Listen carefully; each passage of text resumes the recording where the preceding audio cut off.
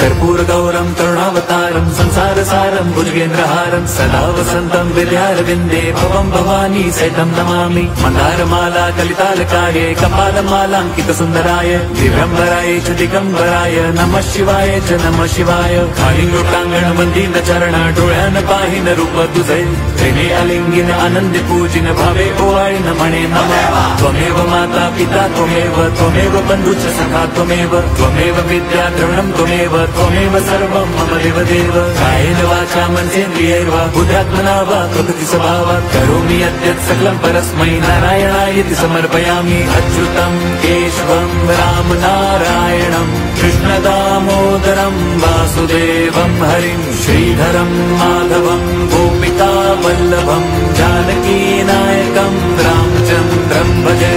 Hare Ram Ram Ram Hare Hare Hare Krishna